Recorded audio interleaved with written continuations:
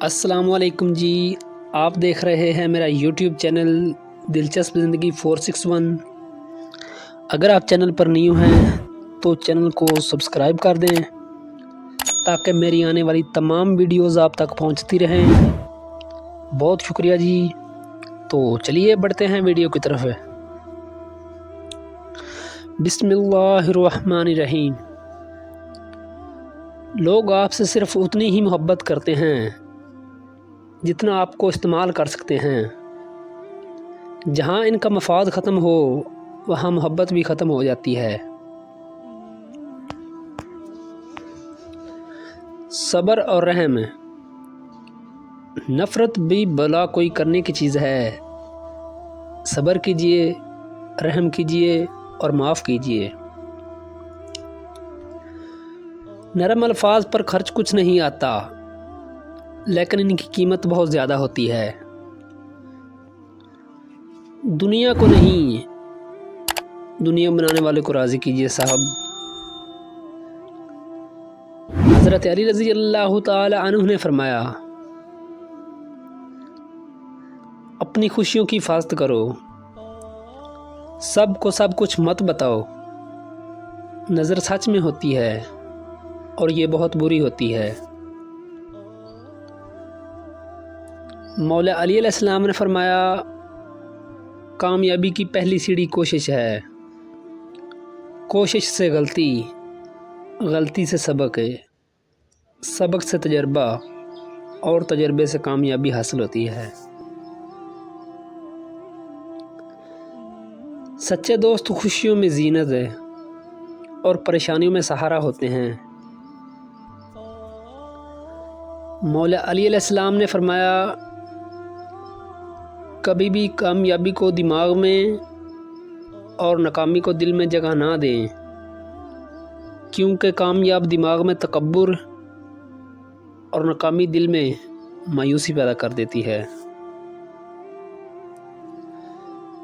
زبان سے معاف کرنے میں وقت نہیں لگتا اور دل سے معاف کرنے میں عمر بیت جاتی ہے۔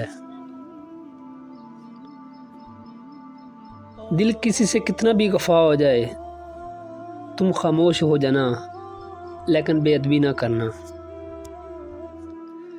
شیخ سعدی رحمۃ اللہ علیہ فرماتے ہیں، روئے زمین پر اکثریت میں سے ایسے لوگ ہیں جو دکھ، تکلیف، اذیت، فریب اور دھوکہ تو انسانوں کو دیتے ہیں اور معافی اللہ سے مانگتے ہیں۔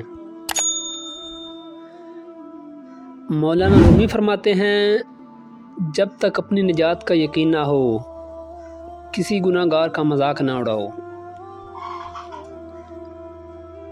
مولانا رومی فرماتے ہیں، لوگ کیا کہیں گے، یہ ایسی گھٹیا سوچ ہے جو اللہ کا ڈر ذہن سے نکال کر لوگوں کو خوف دل میں ڈال دیتی ہے۔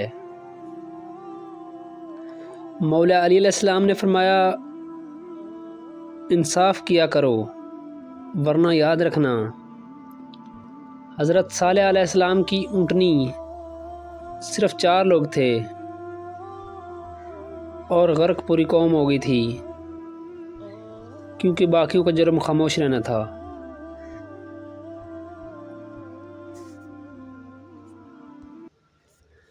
شیخ سعدی نے فرمایا، اپنے اخلاق کو پھولوں جیسا کر لو،